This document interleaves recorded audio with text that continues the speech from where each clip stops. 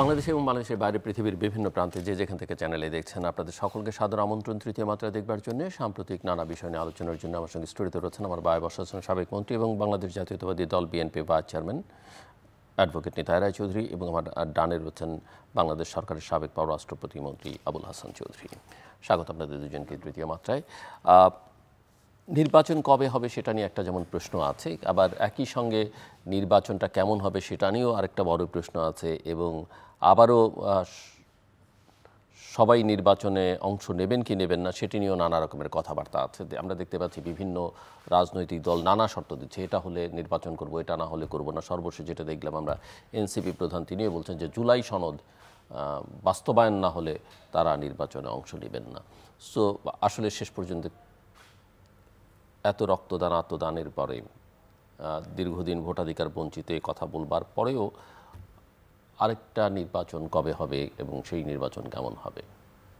Advocate Nitai Roy Chowdhury. ধন্যবাদ আপনাকে। আমরা নির্বাচনই যদি আজকের নির্বাচনে এখনকার প্রধান issue highly talked about matter in the country, নির্বাচন, ইলেকশন কবে হবে। একটা সরকারের শীর্ষ ব্যক্তি এবং বাংলাদেশ জাতীয়তাবাদী দলের সর্ববৃহৎ রাজনৈতিক দল জাতীয়তাবাদী দলের ভারপ্রাপ্ত চেয়ারম্যান, এদের দুইজনের বৈঠক হয়েছে। বৈঠকের পরে একটা ডিক্লারেশন এসছে যে আগামী মোটামুটি একটা কনসেনসাস অপিনিয়ন যে আগামী ফেব্রুয়ারিতে, নেক্সট ইয়ারে ফেব্রুয়ারিতে নির্বাচন হবে, হতে পারে। হ্যাঁ, শর্ত সাপেক্ষে হতে পারে, শর্ত সাপেক্ষে। হ্যাঁ, সত্য তো থাকবে, আমি জয়েন্ট স্টেটমেন্টের মধ্যে থাকবে। সত্য যদি আকাশ ভেঙে পড়ে, যদি ভয়াবহ একটা অ্যাক্ট অফ গড যদি সেটা তো সত্যের মধ্যে পড়ে না, সেটা হতেই পারে। শর্ত মেনশন করা আর সত্য কিছু তো থাকেই। হ্যাঁ, সেটা অ্যাক্ট অফ গডের মতনই সেটা হয়। ওইটা নিয়ে আমরা ভাবছি না। আমরা মনে করছি যে আমরা ফেব্রুয়ারিতে নির্বাচনের টাইম ধরে আমরা এগোচ্ছি। আমরা ধাপে ধাপে সরকারের সাথে আলোচনা হবে। আমরা একটা পর্যায়ে আমরা বলছি আমরা তো নির্বাচন চাই, এবং নির্বাচন ছাড়া আজকে দেশের ভিতরে নানান বিশৃঙ্খল অবস্থা তৈরি হয়েছে। দেশের ভিতরে আপনার আইন শৃঙ্খলা পরিস্থিতি অবনতি হচ্ছে, পুলিশ ঠিকমতো কাজ করছে না, প্রশাসন ঠিকমতো কাজ করতে পারছে না, তারপরে অনেক অপকর্মের লাগাম টেনে ধরার মতো কোনো পরিস্থিতি সৃষ্টি হচ্ছে না। এই নানান রকম পরিস্থিতিতে সমাজের ভিতরে একটা বিশৃঙ্খল পরিস্থিতি সৃষ্টি হয়েছে। এই যে বিশৃঙ্খলা, একে শৃঙ্খলার মধ্যে আনতে হবে। তো শৃঙ্খলার মধ্যে আনতে গেলে election is a must. Only a elected parliament and government may bring the country in order, where country is become to some extent disorder. তো এই ইয়ের মাল দিয়ে এই যে দেশের সব কিছু মিলে, তো এটা নিয়ে সরকারও ভাবছেন না তা নয়। সরকার প্রধান তো উনি অনেক জ্ঞানী শিক্ষিত মানুষ এবং উনি নোবেল লরিয়েট, তার ব্যাপক জীবনের অভিজ্ঞতা আছে। উনি নিজেও যে এটা ভাবছেন না তা নয়। উনি নিজেও নির্বাচন দেওয়ার যে যে মনস্তাত্ত্বিক যে চাপটা তার উপরে আছে, যে আমি তো একটা পরিস্থিতির পরে, একটা অভ্যুত্থানের পরে যে সরকার, সেই সরকারের আমি দায়িত্ব নিয়েছি। এটা একটা অন্তর্বর্তীকালীন সরকার, প্রথম থেকে উনি বলে আসছেন। এবং অন্তর্বর্তীকালীন সরকার, একটা সরকার ছিল আর একটা সরকার আসবে, মাঝখানে এই যে ব্রিজটা, ওনাকে দায়িত্ব হলো অন্য একটা সরকার মানা। এবং সে দায়িত্ব একমাত্র গণতন্ত্রের জন্যই আমাদের লড়াই সংগ্রাম, আমরা আন্দোলন করেছি, সংগ্রাম করেছি, আমরা আত্মত্যাগ করেছি, আমাদের লোকজন গুম করেছে, খুন করেছে, মামলা মকদ্দমা দিয়ে একেবারে এই দেশটাকে তছনছ করে ফেলা হয়েছে। তো সেই পরিস্থিতির মধ্যে যে সরকারটা আসলো, সরকার প্রধান তিনি তো আরেকটা নির্বাচন দিতে চান। এবং সেটা এক। সেকেন্ড হলো আপনি বলছেন যে নির্বাচন কেমন হবে, কি হবে, এটি আমি মনে করি যে এরকম একটি পরিবর্তন, এখন এই পরিবর্তনটাকে আমরা বিপ্লব বলবো না, কিন্তু অভ্যুত্থানটাকে আমরা বিপ্লবী কায়দার অভ্যুত্থান বলতে পারি। বিপ্লব বলবো না এই কারণে যে হোয়ার দেয়ার ইজ এ রেভলিউশন, এখানে বিপ্লব হয় সেখানে একটা বিপ্লবী পার্টি থাকতে হয়, সেখানে একটা বিপ্লবী গণবাহিনী থাকে, সেখানে বিপ্লবের অবজেক্টিভ সাবজেক্টিভ কন্ডিশন ফুলফিল করতে হয়। এটা সেই অর্থে যদি হতো তাহলে তো একটা বিপ্লবীরাই ক্ষমতা যেতে পারত। তো এটা সেভাবে না। সেটা হলো যে এটা আপনার একটা অন্তর্বর্তীকালীন সরকার, সেই সরকারটা দায়িত্ব নির্বাচন দেওয়া, সেই নির্বাচনের যে কমিটমেন্টটা, সেই কমিটমেন্টের মধ্যে বারবার বলছেন যে আমরা একটা মানে মানে সুষ্ঠু গ্রহণযোগ্য নিরপেক্ষ একটা নির্বাচন করব, যে নির্বাচনের ভাবনা হারিয়ে গেছে বহুদিন থেকে। 16 বছরের দেশে নির্বাচন হয় নাই, 16 বছরের দেশে মানুষ ভোট দিতে পারে নাই। 16 বছর আগে যে ভোটাধিকার পেল তার বয়স এখন হয়ে গেল প্রায় মানে 30, 35, 36 বছর, সে ভোট দিতে পারে নাই। অতএব এই যে গণতন্ত্রের জন্য যে লড়াই করে স্বাধীনতা যুদ্ধ করলাম, আবার লড়াই করতে হলাম, এটা পুনরাবৃত্তি হবে না। আমরা মনে করি নির্বাচন সুষ্ঠু হবে। তবে হ্যাঁ, পুনরাবৃত্তি হতে পারে যদি আবার সেই 111-এর মতো একটা মানে পায়তারা কারো থাকে, আবার যদি প্রফেসর ইউনূসকে ব্যর্থ করানো যায়, তাহলে আবার বাংলাদেশ থেকে আবার সেই মানে অন্ধকারে তমসাচ্ছন্ন হতে পারে, সেটাও বাংলাদেশ হবে না। সেই জন্য আমার মনে করি যে নির্বাচনই হবে, নির্বাচনের মাঝ দিয়ে এখানে গণতান্ত্রিক সরকার প্রতিষ্ঠিত হবে, জনগণের গণতান্ত্রিক সমাজ প্রতিষ্ঠিত হবে। এই আমার মিস্টার আবুল হাসান চৌধুরী। বিসমিল্লাহির রহমানির রহিম। বলার অপেক্ষা রাখে না, আপনার এই আলোচনা অনুষ্ঠান অত্যন্ত আকর্ষণীয়, জনপ্রিয় এবং একটা পথিকৃৎ প্রতিষ্ঠানে রূপান্তরিত হয়েছে। আমাকে এখানে আহ্বান করার জন্য আপনাকে ধন্যবাদ। এবং আমি অত্যন্ত আনন্দিত যে আমাদের দেশের, আমি কোনো দলীয় এখন কোনো দলে নাইও মতভেদ দিয়ে দৃষ্টিকোণ থেকে বলছি না, আমাদের রাজনীতিতে একজন অত্যন্ত সমাদৃত ব্যক্তি আজকে এখানে উপস্থিত, আপনার একজন আলোচক হিসাবে। আপনার যে প্রশ্নটা, এটা যে সহজভাবে আপনি করেছেন, এটাই আপনার কাছ থেকে প্রত্যাশিত। আমার পক্ষে বা আমাদের কারো পক্ষে খুব সহজভাবে এটা উত্তর দেওয়া সম্ভব না, কারণ আমরা একটা ইভলভিং পরিস্থিতির মধ্যে বাস করছি। এটা প্রত্যেক দিনের একটা চাঞ্চল্য তাড়িত আজকের বাংলাদেশ। কিছু কিছু ক্ষেত্রে আমি মনে করি তাই তো হওয়া উচিত, কারণ যখন মানুষ নির্বাচনের উপর বিশ্বাস হারিয়ে ফেলেছিল, উত্তাপ ছিল না আলোচনায়, কালকে কি হবে সেটা আমরা জানতাম, 1 মাস পরে কি হবে, পত্রিকায় কী লেখা হবে সেটাও জানতাম। সেই পরিস্থিতি থেকে আমরা বেরিয়ে এসেছি। দাদা যথার্থই বলেছেন যে এটা বিপ্লব না হলেও বিপ্লবের কাছাকাছি, এটাকে অভ্যুত্থান। নিশ্চয়ই ওনার 69-এর গণ অভ্যুত্থানের কথা মনে আছে। তখন আমাদের মধ্যে কীরকম একটা, আমরা তো তখন কলেজের ছাত্র, ওনারা আরও আমাদের সিনিয়র নেতা, ইউনিভার্সিটির ছাত্র, ইউনিভার্সিটিতে ওনারা একটা বলিষ্ঠ ভূমিকা রাখছেন। এই প্রসঙ্গে একটু বলতে চাই, অল্প কিছুদিন আগে আমার একটা বই হাতে আসলো, যেটা লিখেছে আমার অত্যন্ত বন্ধু ইকবাল হাসান মাহমুদ, বিএনপির সাবেক মন্ত্রী। উনি খুব সুন্দরভাবে তদানীন্তন যে রাজনৈতিক পরিবেশ কলেজ বা বিশ্ববিদ্যালয়ের এটা তুলে ধরেছেন, এবং সেই বইটা পড়লে বোঝা যায় যে কি অবস্থান ছিল সমস্ত দেশে। তো আমি যদি, আপনি আমাকে বলে যে in one word you give a reply, আমি বলবো যে হ্যাঁ, ইনশাল্লাহ নির্বাচন হবে, সুষ্ঠু নির্বাচন, গ্রহণযোগ্য নির্বাচন হবে। কারণ আমরা ওই 15-16 বছর পর পর একটা জিনিসের দিকে যখন সমস্ত উন্মাদনা আমাদের এগিয়ে যায়, আমরা কিন্তু সেটা করে ছাড়ি। এই প্রসঙ্গে একটু পিছনের দিকে যদি তাকাই, একটু বেশি পিছনেই ধরলাম, 1947-এর পরে পাকিস্তান আর ভারত, পাকিস্তানে এক নেতার নেতৃত্বে 17 বছর ভারত থাকলো, গোলমাল হলো না। ভারতে আর পাকিস্তানে কায়েদে আজম অল্প কিছুদিনের মধ্যে চলে গেলেন। এমনকি সমস্ত ব্যর্থতা নিয়েই এবং অনেক সফলতা নিয়েও কায়েদে মিল্লাতও অল্প দিনের ভিতরে চলে। কি হলো, আমরা কেউই বোধহয় খুব সম্ভবত কোন প্রধানমন্ত্রী কতদিন ছিলেন পাকিস্তানে বলতে পারবো না। এইটা আমি উল্লেখ করছি এই জন্য যে আমাদের সমস্ত রাগ বিরাগ অ্যাঙ্গারের পরেও একটা জিনিস স্বীকার করতে হবে যে আজকে একজন বিশ্বনন্দিত, সম্মানিত, শ্রদ্ধেয় অধ্যাপক, নোবেল বিজয়ী প্রফেসর ইউনূসকে পাবার কারণে অনেক ক্ষেত্রে এই কথা বলাটা বোধহয় একটা বেশি অতিকথন হবে না যে that was the saving grace from anarchy. না হলে আজকে কে কোথায় থাকতেন সেই আলোচনায় আমরা যেতে চাই না। তো আমার সাবজেক্টিভলি যদি আমি উত্তর দেই একটা অবজেক্টিভ সিচুয়েশনে যে নির্বাচনটা হবে, কিন্তু এখানে আমার এই সুযোগে আমি একটা যেটা আবেদন করব, এই নির্বাচন প্রক্রিয়াকেও শক্তিশালী, জোরদার, অর্থবহ করতে পারেন যারা যারা বিরাট দল নির্বাচনে অংশ নেবেন, তারা যদি দেশের সামনে তুলে ধরেন যে প্রথম 3 মাসে তারা কি করবেন, তারপরে 6 মাসে কি করবেন, কি কি যে সমস্ত ব্যাপারে আলোচনা হচ্ছে, আপনার যে সংস্কারের কথা বলা হচ্ছে, এই সংস্কার কিভাবে, মানে এখন পর্যন্ত কিন্তু আমরা নিজেদেরকে একটা রেটরিকে আবদ্ধ রাখছি যে হুইসেল বাজবে তারপর আমরা দৌড় দেবো। এইটার অনেক দেশেই হয়ে থাকে, আপনার প্রতি সপ্তাহে হয়ে থাকে। এখনই যদি, এবং এখন আমার মনে হয় যেটা সবচেয়ে বড় সংখ্যাগরিষ্ঠর দিক থেকে আমরা অতীতে যেতে, সেটা হচ্ছে বিএনপি, তাদের কাছে আমার প্রত্যাশা থাকবে যে একটা শ্যাডো ক্যাবিনেট এখনই তারা অ্যানাউন্স করলে অসুবিধাটা কি, নানা বিষয়ে তারা আলাপ আলোচনা করতে পারেন, এগিয়ে যেতে পারেন।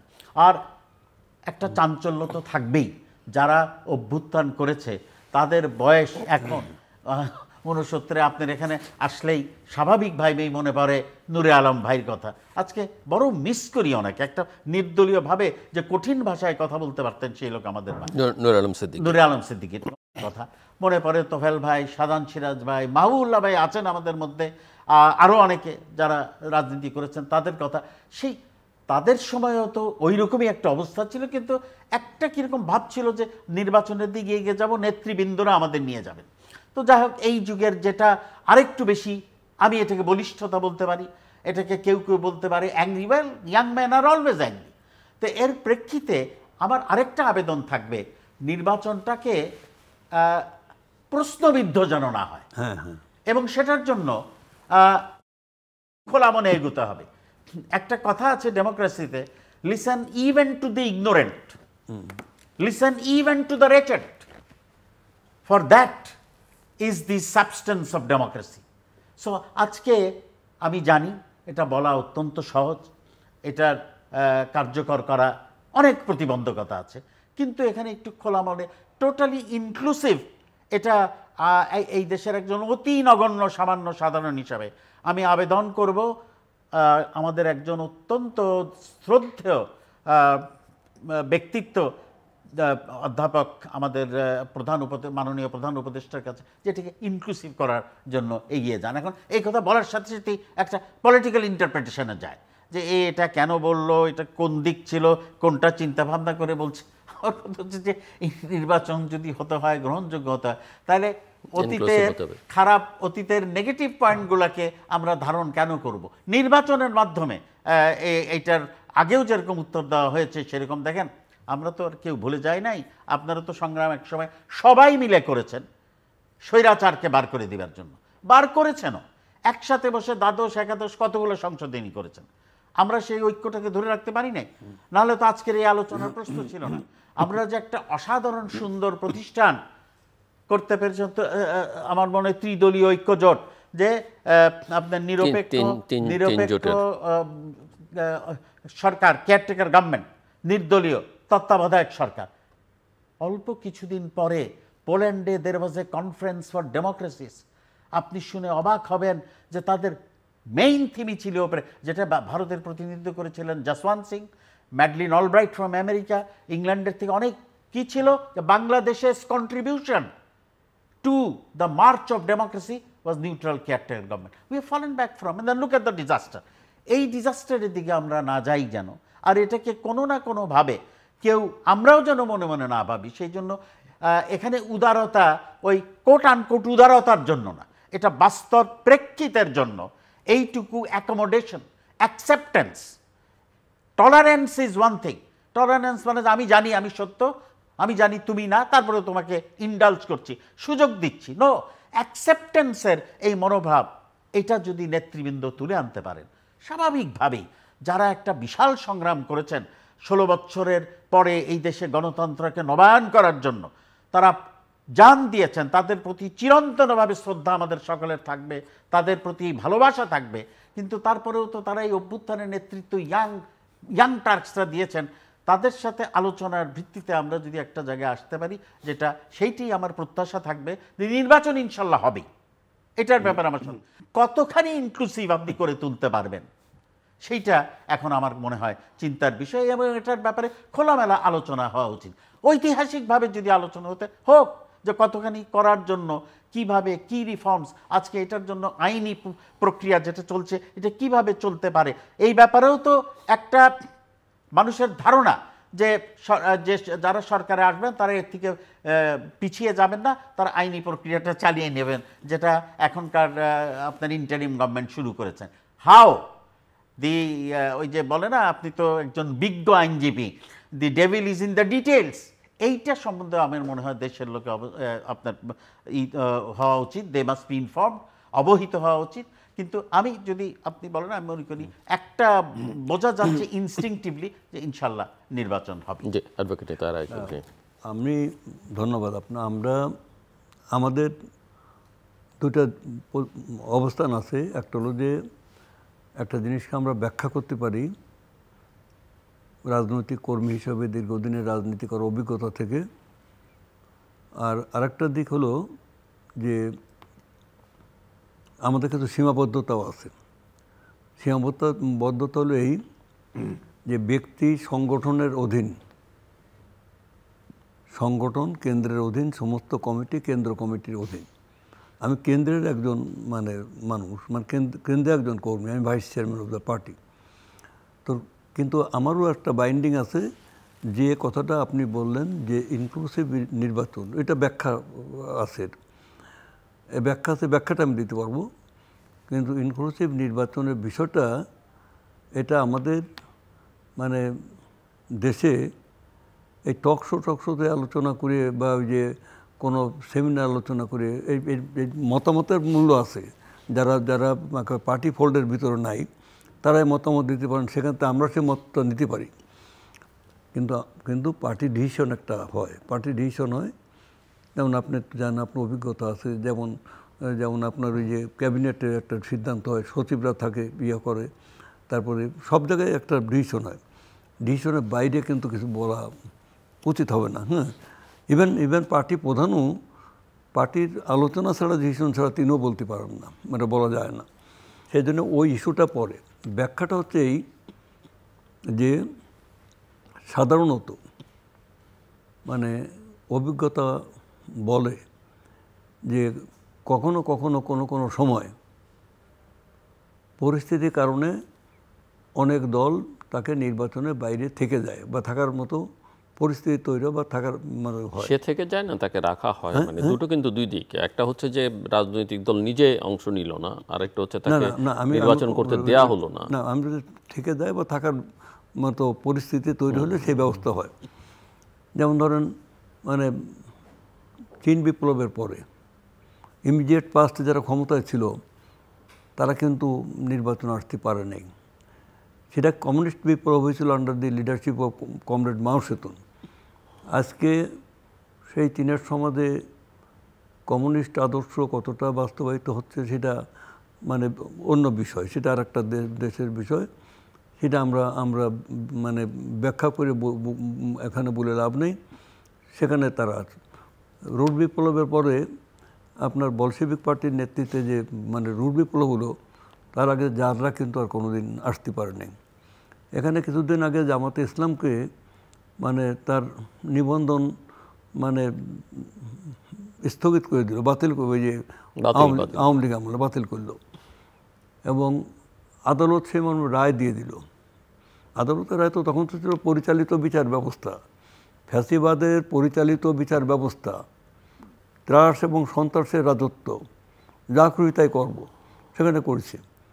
তো আমাদের বক্তব্য হচ্ছে যে আজকে কি হবে, এটা সরকারের, আপনি বলেছেন অফিসার ইউনূস সাহেব সরকারের কথা, আর সরকার নিশ্চয়ই সমস্ত রাজনৈতিক দলের সাথে আলোচনা করবেন। সেখানে রাজনৈতিক দলের আলাপ আলোচনা তারা মতামত দেবেন, দিয়ে একটা কনসেনসাস ভিউ সেখানে আসবে। অতএব এইখানে এই আলোচনা আমি যেতে চাই না।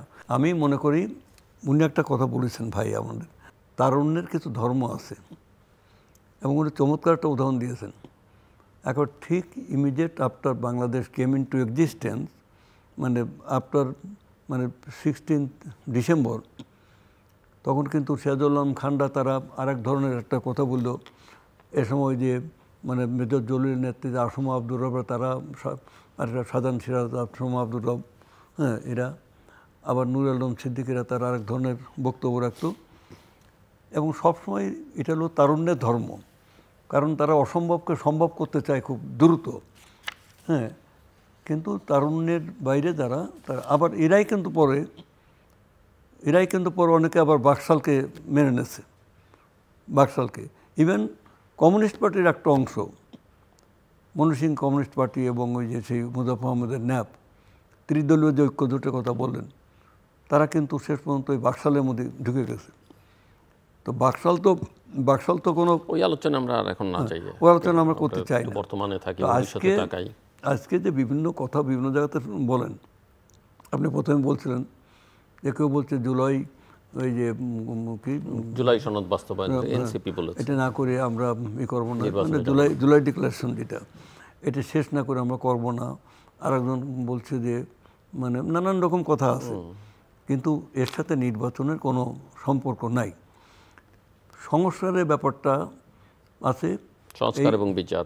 সংস্কারের ব্যাপারটা, সংস্কার আমাদের সাথে এই যেই সংস্কার কমিশন যে মানে প্রস্তাবগুলো এনেছেন তার সাথে খুব একটা ব্যাপক অমিল নেই, দু একটা পয়েন্টে থাকবে, আর ম্যাক্সিমাম জায়গায় মিল আছে। তো মিল এবং অমিলের যে জায়গা, সেই জায়গাটা সেটাও আমরা এখনই কোনোটা সমাধান হবে, কোনোটা একটু দীর্ঘস্থায়ী হতে পারে। যেটা একেবারে কনস্টিটিউশনাল ম্যাটার জড়িত, যেমন ধরুন আপার হাউস এবং লোয়ার হাউস, এটা আমাদের সংস্কার প্রস্তাবে আছে, রাষ্ট্র কাঠামো মেরামতের প্রস্তাবে আছে। যেদিনটা ডিক্লেয়ার করা হয় একটা হোটেলে, সেখানে আপনি উপস্থিত ছিলেন। আবার এটা আমাদের রাজনৈতিক দলের অনুষ্ঠানে কেন সেদিন ছিলেন না, যাই হোক আমার মনে হয় যে সব সাংবাদিক ছিল, আপনি তো সিনিয়র সাংবাদিক থাকবেন। আচ্ছা, যাই হোক, আর সংস্কার কমিশনের প্রস্তাবের মধ্যে এটা আছে, প্রাইম মিনিস্টার এবং মানে রাষ্ট্রপতির ক্ষমতার ভারসাম্যের কথা আছে, আমরাও বলেছি সেটা। আমরা 2 টার্মে বেশি থাকতে পারবো না, সেটা আমরাও বলেছি, ওরাও বলেছেন। তারপরে আমরা বরং একটা জিনিস উভয় পেতে অমিট হয়েছে, আমি বারবার বলি যে এখানে আমূল ভূমি সংস্কারের একটা মানে বিষয় আসা দরকার। তো যাই হোক, সেটা আসেনি, সেটা হয়তো আসবে পরে, বা পার্লামেন্টও আসতে পারে। অনেকগুলো জিনিস পার্লামেন্ট লাগবে আলোচনার করতে। এখন একটা ঐক্যমতের ভিত্তিতে সেই প্রস্তাবগুলো অর্ডিন্যান্স আকারে দিয়ে পরে পার্লামেন্টে বিল এনে সেটা অ্যাক্ট অফ পার্লামেন্ট করা যাবে, সেটা অসুবিধে হবে না, কিন্তু এটা হবে। তো যাক, এই কোনো কিছুই আটকাবে না নির্বাচনের জন্য প্রস্তুতি চলছে। নির্বাচন কমিশনের নির্বাচনের সাথে সংশ্লিষ্ট সিভিল প্রশাসন, পুলিশ প্রশাসন এবং মানে রাষ্ট্রযন্ত্রের অন্যান্য দিকগুলো, হ্যাঁ, এগুলো আছে। এবং নির্বাচন কমিশন মানে তাদেরকে মানে স্বাধীনভাবে কাজ করাতে হবে, কাজ করবে। নির্বাচন এবার সুষ্ঠু হবে, এই নির্বাচনই হবে না। কারণ এই ভাষা আন্দোলন যখন মানে প্রথম মানে বাংলা ভাষার কথা উঠলো, অনেকেই বলেছে এইসব পোলাপান লাফাচ্ছে, বাংলা ভাষায় কি হবে। হ্যাঁ, পাকিস্তানের রাষ্ট্রপ্রধান কায়েদ আজম মোহাম্মদ আলী জিন্নাহ, যিনি ফাদার অফ দি পাকিস্তান, তিনি বলে গেলেন যে Urdu shall be the state language of Pakistan. আর ঢাকা ইউনিভার্সিটি কতগুলো ছাত্র তারা বলে দিল, অমনি হয়ে গেল, এটা বলেছে। কিন্তু দেখেন, এটা কিন্তু হয়েছে, হতে হবে। আপনার এই যে বৈষম্যের এখানে নিয়ে গেল 69 গণ অভ্যুত্থানে, আইয়ুব খানকে পদত্যাগ করে চলে যেতে হলো। এখানে এসে লিগাল ফ্রেমওয়ার্ক দিয়ে তো বলে গেল যে লোকে বলে 6 দফা 11 দফা, আমি বলি আমার 5 দফা। যারা নির্বাচন করছে, আমি মনে করি 5 দফা মেনে নিয়েই নির্বাচন করছে, এবং নির্বাচনের পরে যে শাসনতন্ত্র রচনা হবে সেটা 5 দফা মোতাবেক হতে হবে। তার 1 নম্বর ছিল এদেশের নাম হবে ইসলামিক রিপাবলিক অফ পাকিস্তান, এদেশের রাষ্ট্রপ্রধান হবে মুসলমান, এদেশের রাজধানী হবে ইসলামাবাদ, এদেশের মুদ্রা হবে অভিন্ন, মানে সবই 6 দফা 11 দফা কন্ট্রাডিক্টরি। তারপরেও তো বাংলাদেশ স্বাধীন হয়েছে, পাকিস্তান তো টিকে থাকেনি। হ্যাঁ, যদিও সেই লিগাল ফ্রেমওয়ার্কের ভিতরে শেখ সাহেব নির্বাচনে গেছে। নির্বাচনের সঙ্গে যে শর্তগুলো ইতিমধ্যেই আলোচনার মধ্যে আছে, অনেকগুলো শর্ত, তার মধ্যে গুরুত্বপূর্ণ সেটা হচ্ছে যে বিচার, অপরাধীদের বিচার পর্যাপ্ত অগ্রগতি হতে হবে এবং পর্যাপ্ত পরিমাণে সংস্কার হতে হবে। এবং সংস্কার তো বহু বছর ধরে একটা রেটরিকে পরিণত হয়েছে, এখনও নানা রকমের ক্রিয়াকর্ম দেখছে, এটা ঐকমত্য কমিশনের কাজ করছে। তো আপনি কি দেখেন?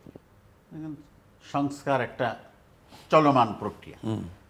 আজকে যেটা সংস্কার, সেটা এক সময় আপনার পরিহার্য হয়ে পড়বে। প্রথমে আমি একটা কথা বলতেই চাই, সেটা হচ্ছে যে জামাতের নিবন্ধন বাতিল করাটা অগণতান্ত্রিক ছিল, অগ্রহণযোগ্য এবং অন্যায়। যদি কাছাকাছি ইতিহাসের দিকে আমরা তাকাই, যারা এটা করেছিলেন তারা কিন্তু বিরোধী দলে যখন ছিলেন, এবং প্রত্যক্ষভাবেই বলি আমার সেই সুযোগ হয়েছে দেখার, কারণে আমি বিরোধী দলের হুইপ ছিলাম, তখন কিন্তু বিরোধী দলে একসাথে ঐক্য না করেও আমরা একটা ভূমিকা পালন করেছি, তার সাথে জামাত ছিল। সেখানে সেইটাই কিন্তু একটা উদাহরণ যে এটা একটা ভুল পদক্ষেপ ছিল। অবশ্যই কোনোভাবেই আপনার ইয়াং টার্কসদের বাদ দিয়ে কোনো সংগ্রামী আমরা এগিয়ে যেতে পারিনি। আমরা তো এই ইতিহাস জানি, আমার থেকে দাদা অনেক ভালো জানবেন, ওনারা এগুলো সামনে দেখেছেন, যে যখন আওয়ামী লীগের নেতৃবৃন্দ 6 দফাকে পূর্ণভাবে সমর্থন করছেন না, তখন বঙ্গবন্ধু এই প্রোগ্রামটাকে তুলে দিলেন ছাত্রলীগের হাতে। আপনার এই অনুষ্ঠানে আমাদের শ্রদ্ধেয় অত্যন্ত ভালোবাসার ব্যক্তি নূরে আলম ভাই অনেকবার বলেছেন এটা ঘটনাটা, ছাত্ররা এটাকে এগিয়ে নিয়ে গেলেন। তারপরে আওয়ামী লীগের যে একটা বিরাট অংশ যারা বঙ্গবন্ধুর বিরোধিতা করছিলেন তারাও এগিয়ে আসলেন। সেখানে আপনার আজকের যারা তরুণ তুর্কি, তাদের যে বিরাট ভূমিকা, যারা এই অভ্যুত্থান বলেন বা রেভলিউশন বলেন, অনেক অর্থে এটা রেভলিউশন না হলেও কাছাকাছি এটাকে সংগঠিত করেছেন, তার একটা ভূমিকা আছে। কিন্তু তার সাথে সাথে যাদের দীর্ঘদিনের অভিজ্ঞতা এবং দীর্ঘদিন তারা নানাভাবে নির্যাতিত হয়েছেন, যাদের একজন নেতা এখন আমাদের সামনেই উপস্থিত, তাদের এই অভিজ্ঞতার একটা সমন্বয় প্রয়োজন। কিন্তু আমরা যদি ভিন্ন ভিন্ন অবস্থান থেকে একে অপরের দিকে রেটরিক চালিয়ে যাই, আমার মনে হয় এটার সমাধান হবে না। এটার সমাধান আমি একেবারেই একমত। এটা আমাদের অভিজ্ঞতা যে এটা রাজনীতির ভিতরে, কিন্তু এইটাই কিন্তু আসল সময়, যখন শুধুমাত্র কেন্দ্রে নয়, থানা পর্যায়ে, ডিস্ট্রিক্ট লেভেল পর্যায়ে এই সমস্ত আলোচনাগুলো দলীয়ভাবেই যদি শুরু হয়। কারণ গণতন্ত্রায়ন হতে হলে রাজনৈতিক দলগুলোরও কিন্তু গণতন্ত্রের পরিচালনা চলতে হবে, এবং অন্যের উদাহরণ না দেওয়াই ভালো। কিন্তু আমরা তো জানি যে অন্যান্য দেশে আপনার ইলেকশনের মাধ্যমে নেতা এবং কাউন্সিল নির্বাচিত হয়। ইংল্যান্ডে ব্ল্যাকপুল বা ব্রাইটনে লেবার পার্টি, কনজারভেটিভ, এটা হামেশা হচ্ছে, পার্শ্ববর্তী রাষ্ট্রেও হয়। তো সেখানে আমাদের এই দলীয়ভাবে আমাদের যে পুরনো দিনের নীতি, সেটাই আমরা ফলো করছি। এটা খারাপ বলছি না, যে তার সাথে যদি বৈপ্লবীভাবে এগিয়ে আসতে হয়, তাহলে লোকের মনে আস্তে আস্তে এই ধারণাটা আসতে হবে যে এরা ক্ষমতায় আসলে এই কাজ করবেন, এরা যদি আর অন্য দল আসলে এটা অন্যভাবে কাজ করবেন। সেখানে আমি চাই বা না চাই, অনেক কিছু রাজনীতিতে হয় যেটা আমরা চাই না। আমরা তো অনেককেই দেখেছি, এটা আমি একেবারে যতখানি পারি বস্তুনিষ্ঠ অবজেক্টিভলি বলি, তার একজনের ধর্মীয় অবস্থান যাই থাকুক, নির্বাচনের ক্ষেত্রে যে দেখা যায় যে উনি একটা ধর্মীয় ফরম্যাট নিয়ে এগোচ্ছেন। আপনি বলতে পারেন এটা মুনাফিক, but this is the reality, ugly reality or pleasant reality, let us not going to that debate. সেই আলোচনায় আমরা এখন যাবই না। সেই জন্য আমাদের কিছু জিনিস, এইটা যেটা আবারও আমি বলতে চাচ্ছি, আমি স্বীকার করি, কিন্তু এখানে দাদা একটা ডিফারেন্স আছে। আপনার রাশিয়াতে একটা বিপ্লব হয়েছিল, ইংরেজ 47 ছাড়ার পরে ইংল্যান্ডের কোনো পার্টি এসে তো আর ইন্ডিয়াতে ইলেকশন করবে বা পাকিস্তান ইন্ডিয়ান করবে সেই পরিস্থিতি ছিল না। যত যাই হোক, আপনার দেখেন এই যে আমরা এই যে আজকে বলছি জামাতে ইসলাম কেন, আমি তো মনে করি মুসলিম লীগকেও রাজনীতি না করতে দেওয়ার যে প্রক্রিয়া ছিল, সম্পূর্ণভাবে সাকসেসফুল হয়েছে কিনা হয়েছে এটা অন্য ব্যাপার, এটাও ঠিক না। তো সেই কারণে নির্বাচনটা মানুষ ডিসাইড করুক, মানুষ ডিসাইড করুক। না হলে হবে কি, ফ্রাস্ট্রেশন কাদের হবে? যারা নির্বাচিত হবেন, সরকার গঠন করবেন, তাদের জন্য। কেননা we live in a global world.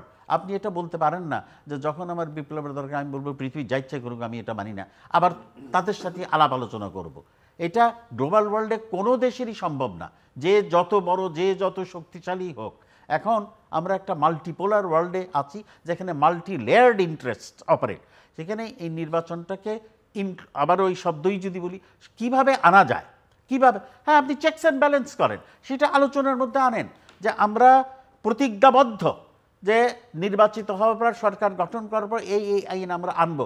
বারবার বললে সবচেয়ে বড় কথা, একটা দেশ যেভাবে রুলড হয় সেটা is by a social contract. ফরাসি রেভলিউশনের পর এই সোশ্যাল কন্ট্রাক্ট দ্বারাই কিন্তু এগিয়ে গেছে। আর ওই যে 4 বছর বা 5 বছর যে রেইন অফ টেরার ছিল, অ্যানার্কি ছিল, সেইটা হয়েছিল যতক্ষণ পর্যন্ত কন্ট্রাক্ট, সোশ্যাল কন্ট্রাক্ট। তা আমি মনে করি এটা কিন্তু this is the ideal time. ওই যে যেটা আমাদের বাপমারাও বলতো, আমরা তো শুনতাম না, যে পরীক্ষার আগের দিন পড়াশোনা করে লাভ নাই, এখন থেকে আরম্ভ করো, সো পরীক্ষাটা নিজেও আরামে দিতে পারবে এবং সেটা ফলও ভালো হবে। এই আইডিয়াল টাইমে আপনারা একটা উদাহরণ সৃষ্টি করেন না কেন, যে এই বিষয়ে আমাদের দলের এই কমিটি এই নিয়ে চিন্তাভাবনা করছে, 15 দিন পরে একটা রিপোর্ট, দেশ কান্ট্রি উইল নো। সো আপনারা যখন নির্বাচনে যাবেন তখন মোটা দাগে বাংলাদেশ জানবে কে কোন জায়গায় আছে।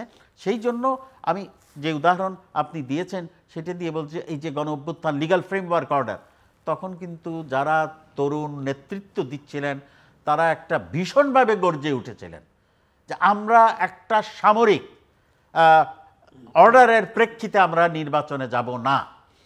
সেই কিছু কিছু প্রসেশনে থাকার অত্যন্ত সুখময় স্মৃতি আমারও আছে। কিন্তু নেতৃবৃন্দ বললেন যে না, এখন একটু in fact in what Napoleon had said, that sometimes একটু মাথাটা নিচু করে ফ্ল্যাগটাকে তুলে নিতে হয়, you have to pick up the flag from the stricken field. তো সেইভাবে আমাদের এটা বোঝার জন্য সিনিয়র এবং এই যে যারা রেভলিউশনারি বিরাট একটা পরিবর্তন এনেছেন, 16-17 বছরের একেবারে দম বন্ধকারী একটা অগণতান্ত্রিক পরিস্থিতি থেকে বাংলাদেশকে এগিয়ে নিয়ে গেছেন, এটার জন্য যারা দায়ী তারাও যেন গণতন্ত্রের পথে আসতে পারেন, গণতন্ত্রের কাছে নতি স্বীকার করেন, সেই ক্ষেত্রটা নির্বাচনের মাধ্যমে পরিস্থিতি সৃষ্টি করতে হবে। এইটাই কিন্তু আমার মনে হয় অনেকের প্রত্যাশা। অ্যাডভোকেট চৌধুরী, আমি এবার আমার বক্তব্যটা বলি, আপনার একটু মনোযোগ দিয়ে শুনুন। বাংলাদেশে যেটা ঘটে গেছে, যদিও আমরা এটাকে বিপ্লব বলি না, কিন্তু এটা বিপ্লবের চেয়েও বড় কিছু। 16 বছরে যে অপশাসন, যে ফ্যাসিস্ট শক্তি এদেশের বিচার ব্যবস্থাকে ধ্বংস করে দিয়ে গেল, সমস্ত সাংবিধানিক প্রতিষ্ঠানগুলোকে শেষ করল, নির্বাচন কমিশন থেকে শুরু করে পাবলিক সার্ভিস কমিশন, গুরুত্বপূর্ণ জায়গাগুলোতে ইউনিভার্সিটি গ্র্যান্ড কমিশন সব ধ্বংস করল। যারা এখানে 30 লক্ষ কোটি টাকা, যেটা দেবপ্রিয় ভট্টাচার্যের মানে ইয়েতে গবেষণায় যেটা এসছে, হোয়াইট পেপার কমিশনের রিপোর্ট, যে 30 লক্ষ কোটি টাকা এখান থেকে পাচার করেছে। আপনারও গবেষণা অনেক ব্যাপারে এখানে বেরিয়ে এসছে আপনার ইয়ের থেকে। এখানে আপনার আয়না ঘর করে গুম করে রাখা হয়েছে, এখানে হাজার হাজার ছেলেকে গুম করেছে, খুন করেছে, অত্যাচার, নির্যাতন, 70 লক্ষ মামলা। এখানে আমরা একটা ইফতার পার্টি করতে পারি নাই, এখানে একটা মানববন্ধন করা যায় নাই, এখানে একটা 5 জনে বসে আলোচনা করা যায় নাই। এরকম একটা ফ্যাসিস্ট রাষ্ট্র শক্তি, এবং বিনা ভোটে নির্বাচনে ভোট হয়নি, মানে 2% ভোট হয়েছে, সাথে সাথে কোনোদের সমর্থন দিয়ে দিচ্ছে যে আমরা সমর্থন দিচ্ছি। আমার বক্তব্য হলো যে বাংলাদেশে এই যে একটা আধিপত্যবাদের পদলেহী তাবেদার সরকার, যারা এই দেশের রাজনীতি, এই দেশের সংস্কৃতি, এই দেশের মানে জাতীয় অগ্রগতি, এই দেশের শিক্ষা ব্যবস্থা সম্পূর্ণরূপে ধ্বংস করে ফেলেছিল। শিক্ষা ব্যবস্থা বলে কিছু ছিল না, সংস্কৃতি কিছু ছিল না। এখানে মাদক দ্রব্য আমদানি করে দেশটাকে একটা মাদক আমদানির স্বর্গরাজ্যে পরিণত করেছিল। এখানে তরুণ সমাজকে ধ্বংস করে দেওয়া হচ্ছিল। এখানে সেই দেশ আজকে মুক্ত হয়েছে ফ্যাসিবাদের হাত থেকে, এবং ফ্যাসিবাদের হাত থেকে মুক্ত হয়েছে, তারা নির্বাচন করতে চায়। কোথায় তাদের কোন জায়গাতে বলেছে আমরা নির্বাচন করতে চাই? শেখ হাসিনা পালিয়ে গেছে, 300 এমপি পালিয়ে গেছে, সমস্ত সিটি কর্পোরেশনের মেয়ররা পালিয়ে গেছে, সমস্ত পৌরসভার মেয়ররা পালিয়ে গেছে, সমস্ত উপজেলা চেয়ারম্যানরা পালিয়ে গেছে, অধিকাংশ ইউনিয়ন চেয়ারম্যানরা পালিয়ে গেছে, আওয়ামী লীগের বড় বড় নেতারা পালিয়ে গেছে। এখানে আপনার এই যে আমাদের সুপ্রিম কোর্টের সাবেক অ্যাটর্নি জেনারেল, কয়েকজন ডেপুটি এবং এরা সিনিয়র যারা অ্যাডভোকেট ছিল, তারা অনেকেই পালিয়ে গেছে। তাহলে আজকে যে একটা পলাতক শক্তি যারা বারবার পালিয়ে যায়, 1971 সালে যেমন শেখ মুজিবুর রহমান যখন স্বেচ্ছায় পাকিস্তানিদের কাছে ধরা দিয়ে উনি চলে গেলেন, তাজউদ্দিন সাহেবের বইতে আছে যে সেখানে আপনার মানে শেখ সাহেবকে আমরা শেষ পর্যন্ত বললাম যে আজকেই ক্র্যাকডাউন করবে, ইহা খান সন্ধ্যার সময় কাউকে না বলে চলে গেছে, ভুট্টো কয়দিন আগেই চলে গেছে। অতএব চিটাগং বিমানবন্দরে নতুন করে 1 লক্ষ আর্মি এবং ইয়েতে এসছে, মানে গোলা বারুদ সমস্ত ট্যাঙ্ক চলে এসছে। আপনি এক্ষুনি বেরিয়ে আসেন, আপনাকে অ্যারেস্ট করবো ওরা। উনি বলে তোরা যা, আমি ধরা দিই, আমি ধরা না দিলেই ইয়ে হবে না। তাহলে এটা স্বেচ্ছায় ধরা দেওয়া, ভলেন্টারি সারেন্ডার করা উনি করলেন, আর তোরা পালা। পরের দিন সব পালিয়ে চলে গেল। 313 জন এমপিএ ছিল, 162 জন এমএনএ ছিল, সব পালিয়ে গেল। আওয়ামী লীগের সব নেতারা পালিয়ে গেল। এখানে কে মুক্তিযুদ্ধ করলো, কে স্বাধীনতার ঘোষণা দিল? তাজউদ্দিন সাহেব একটা রেকর্ড দিয়েছিলেন শেখ সাহেবের কাছে যে আপনি স্বাধীনতার ঘোষণাটা দিয়ে যান। উনি বলে তোরা কি আমাকে রাষ্ট্রদ্রোহী বানাবি? উনি এই কথা বলেছেন, আমার কথা না, আপনার ওই যে তাজউদ্দিন সাহেবের বই, তার স্মৃতিকথা যেটা বলে গেছেন, তার মেয়ের যে বইটা লিখেছে, বা সেখানে আরও অনেকের গবেষণা আছে, সে দেখবেন। তাহলে এখানে জিয়াউর রহমান সাহেব স্বাধীনতা ঘোষণা দিলেন, সে জিয়ারা বলে যে সে যুদ্ধ করে নাই। জিয়াউর রহমান মানে নিজের সেক্টর কমান্ডার। আজকে এটা ছিল একটা গণযুদ্ধ। নতুন একটা ন্যারেটিভ তৈরি করে সব মুক্তিযুদ্ধ আওয়ামী লীগ করেছে, সব তারাই করেছে। কোথায় গেল তারা? শেখ সাহেবের মৃত্যুর পরে অনাকাঙ্ক্ষিত সেই সামরিক অভ্যুত্থানে তারা সব, মানে ওইখানে শেখ সাহেব মৃতদেহ পড়ে আছে 32 নম্বর রোডের সিঁড়ির উপরে, আর ওখানে বঙ্গভবনে একটা নাটক হচ্ছে। সেখানে মুস্তাকের মন্ত্রিসভায় শপথ নিচ্ছে, সব শেখ সাহেবের মন্ত্রীরা ওখানে যে শপথ নিচ্ছে, সব 24 জন মধ্যে 22 জন এখানে। আর এমনভাবে সব পালানো আরম্ভ করলো, তার ডেড বডি নিয়ে যাওয়ার লোক নেই।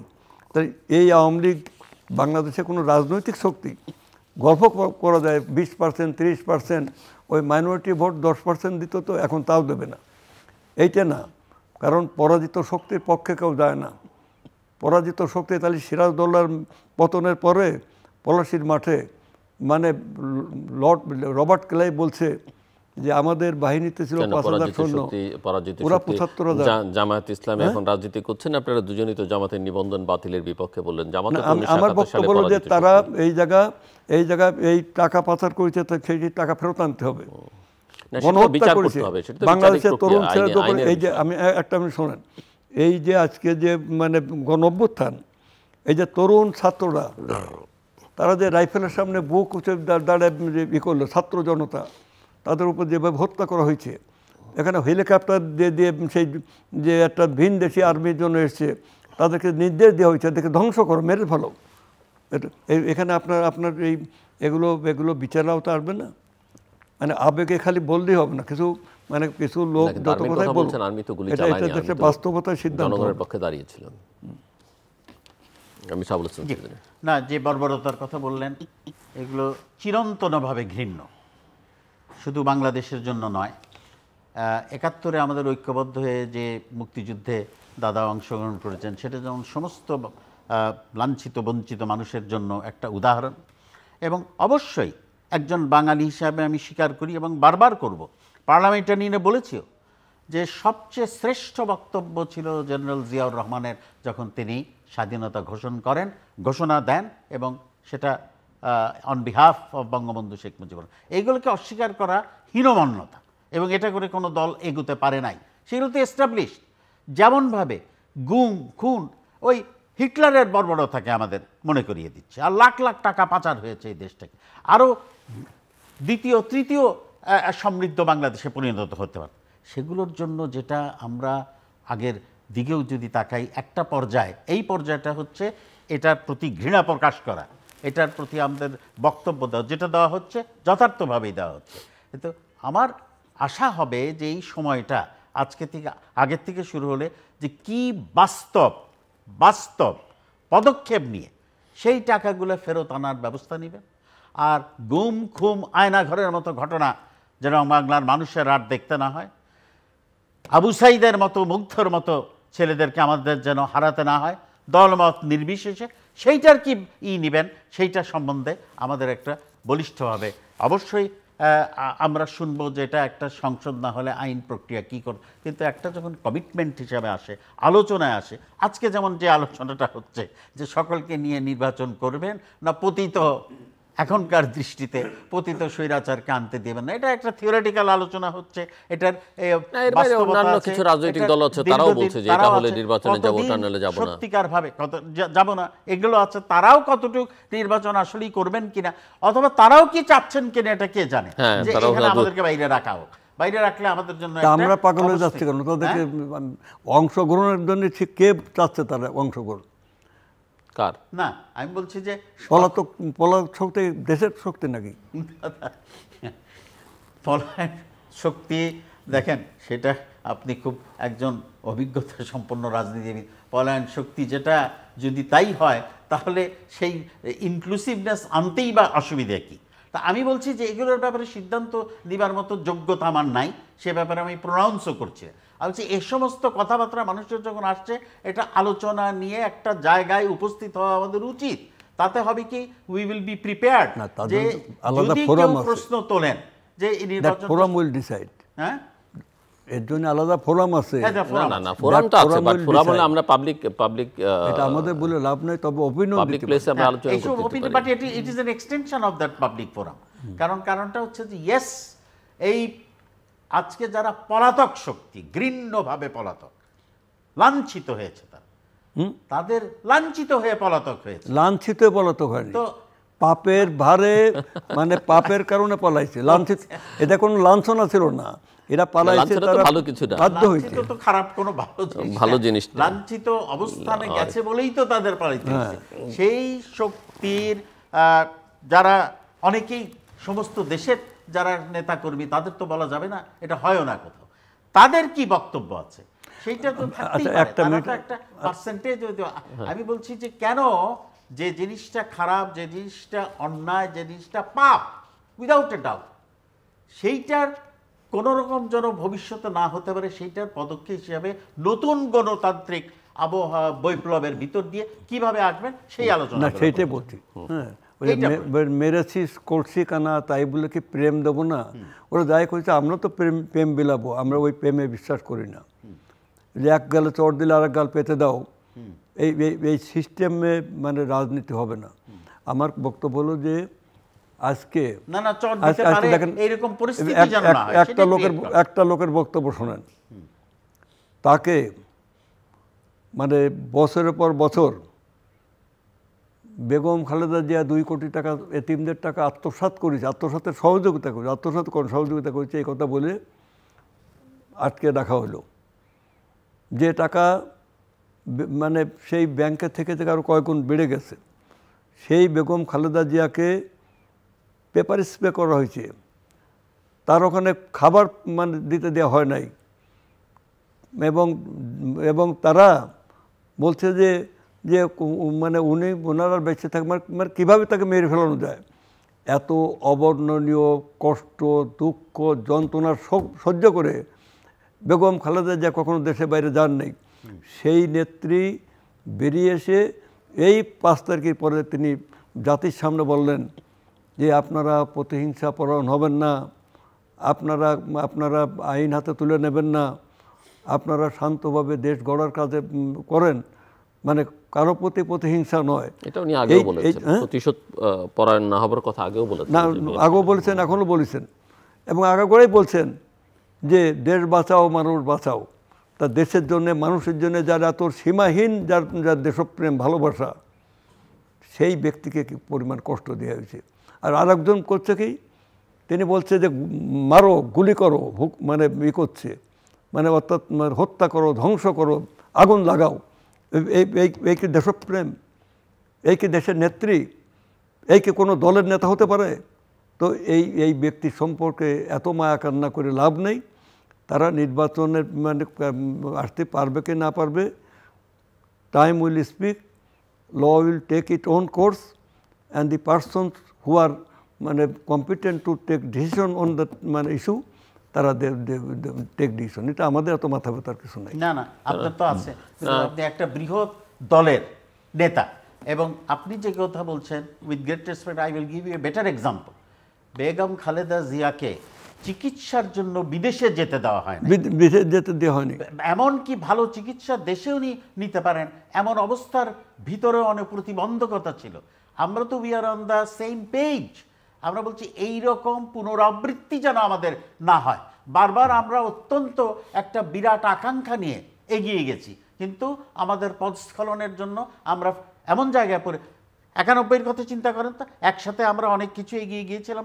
আমরা বলতে আমি দেশের কথা বলছি, দুই দলের কথা না, দুই চিন্তাধারার কথা না, সকল রাজনৈতিক আমরা দলের। সকল দলে 96-এর পরে আমরা অনেক কিছু, তারপরে থেকে এই যে স্যাড আগলি রিগ্রেস, এইটা কলঙ্কিতভাবে আমরা পিছিয়ে গিয়ে একজন সাধারণ নাগরিকের যে সুযোগ সুবিধা থাকা উচিত, সাবেক প্রধানমন্ত্রী নেতৃবৃন্দের সেটা ছিল না। এমনকি আপনাদের নেতা অত্যন্ত ভদ্র মানুষ যারা ফখরুল ইসলাম আলমগীর একদিন আমাকে বলেছেন যে এমনকি এয়ারপোর্ট থেকে তার মোবাইল ফোনটা পর্যন্ত টেনে নেওয়া হয়েছে। অল আই এম সেইং, কিভাবে এইরকম অসুন্দর অকল্যাণমূলক জিনিস যেন আর না হয়। কারণ এই যে আপনার 36 জুলাই, যেটা জুলাইয়ের বিরাট অভ্যুত্থান, এইটা লাস্টিং এফেক্ট কিভাবে করতে পারবেন সেইটার উত্তর এবং সেইটার যোগ্য উত্তর রচনার সময় এখন। এবং সেটা করতে আপনারা যারা অন্যান্য দলের নেতৃবৃন্দ, দল মত সবাই একটু এগিয়ে যেতে হবে। আজকের রিয়ালিটি পার্মানেন্ট রিয়ালিটি না, সেইটুকুই আমি খালি। তাহলে এই সমস্ত যারা ব্যবহার করবে, যারা করেছে, তাদের ব্যাপারে কি পদক্ষেপ দিবেন, কিভাবে সেই রকম লোক যেন নির্বাচনেই আসতে না পারে সেইটার পদক্ষেপ নেন, তাহলে সেটা দেশ মানবে। কিন্তু ইলেকশনে যদি কোনো দল, যেটা আজকে আমরা অবশ্যই রাইটলি কন্ডেম করছি, যে একটা দলের নিবন্ধন বাতিল করে দেওয়া, সেইটা মনে রেখে মনে করতে হবে যে দুইটা খারাপ এক্সাম্পল একটা ভালো এক্সাম্পলের কাছে আসতে পারে না। আমার যে সুবিধাটা আছে বর্তমানে, আমি কোনো দলীয় কাঠামোর ভিতর থেকে বলছি না, একজন নাগরিক হিসেবে উপলব্ধি করি যে এই সমস্ত অপ্রীতিকর, অন্যায়, সংঘাতপূর্ণ একটা পরিস্থিতি যেটা বিরাজ করেছিল, এইটা বিরাজ না করে জুলাইয়ের যে অভ্যুত্থানীয় যদি বলি, যেটা আমাদের একটা অন্য জায়গায় নিয়ে গেছে, সেইটাকে সার্থক করার জন্য, অর্থবহ করার জন্য আমাদের সকলে মিলে রাজনৈতিক দিক থেকে এগিয়ে যেতে হবে। এবং যারা এখানে আসবেন তারা পদক্ষেপ কি নেবেন এখনই আমাদের সামনে চলে আসবে। পদক্ষেপগুলো ফ্যাসিবাদরা বাদ দিয়ে সবাইকে ঐক্যবদ্ধ করব। এখন ফ্যাসিবাদকে বাদ দেন। হ্যাঁ, আর কিছু যোগ করবেন আমরা ক্লোজিং রিমার্কস হিসেবে? শেষ করবেন, আর কিছু বলবেন? না, শেষ তো হয়ে গেছে আমাদের, জনগণ বলবে। ওকে দর্শক, অনুষ্ঠানের শেষ প্রান্তে আমরা সামাজিক যোগাযোগ মাধ্যম ফেসবুক, এক্স এবং ইউটিউবে তৃতীয়মাত্রা লাইভ স্ট্রিম হচ্ছে, আপনারা দেখতে পারেন। টেলিভিশনের পর্দায় দেখতে না পারলে যে কোনো সময় যে কোনো স্থান থেকে ইউটিউবে তৃতীয়মাত্রা চ্যানেলটি সাবস্ক্রাইব করে এই পর্ব বা পুরনো পর্বগুলো আপনারা দেখতে পারেন। মিস্টার আবুল হাসান চৌধুরী এবং অ্যাডভোকেট তারাই চৌধুরী, অসংখ্য ধন্যবাদ আপনাদের আলোচনা অংশ হওয়ার জন্য। দর্শক, মত পার্থক্য, মতভিন্নতা গণতন্ত্রের সৌন্দর্য। রাজনীতিতে, সমাজে, রাষ্ট্রে কোনো কিছুই পার্মানেন্ট নয়, সব কিছু চলমান। আমরা সংস্কারের কথা বলছি, সেটাও আমরা সবসময় বলি যে এটা একটা never ending process, continuous process. কাজে সেটি মাথায় রেখে যেন আমরা কোনো কিছু আজকের দিনটাই সবচাইতে আনন্দের, আজকের দিনটাই সবচাইতে কষ্টের, এটা যেন মাথায় না রাখি। আর বাংলাদেশের জনগণ জন্ম থেকে শুরু করে গত 53-54 বছরে বহু রক্ত দিয়েছে, সংগ্রাম করেছে, একটাই মানুষের অধিকার প্রতিষ্ঠা করা। এবং সেই অধিকার হচ্ছে মানুষকে আসলে সিদ্ধান্ত গ্রহণ করবার ক্ষমতা দিতে হবে, এবং সেটা ভোটের মাধ্যমে এবং ভোটের বাইরেও জনগণ তার মত স্বাধীনভাবে প্রকাশ করতে পারতে দিতে হবে। সেটা, তার সঙ্গে আপনি একমত হতেও পারেন, নাও পারেন। এবং কতিপয় ব্যক্তি সকল সিদ্ধান্ত নেবে, নিঃসন্দেহে একটা প্রসেসের মধ্য দিয়ে নেয়, কিন্তু ওই প্রক্রিয়ার মধ্যে জনগণের অংশগ্রহণটাও কিন্তু নিশ্চিত করতে হবে। শুধুমাত্র কতিপয় ব্যক্তির হাতে বা কতিপয় দলের হাতে বা কোনো গোষ্ঠীর হাতে দেশের দায়িত্ব, জনগণের দায়িত্ব ছেড়ে দেওয়ার কোনো সুযোগ নেই। আমাদের সঙ্গে থাকবার জন্য অসংখ্য ধন্যবাদ। আপনাদের সবার জন্য শুভকামনা।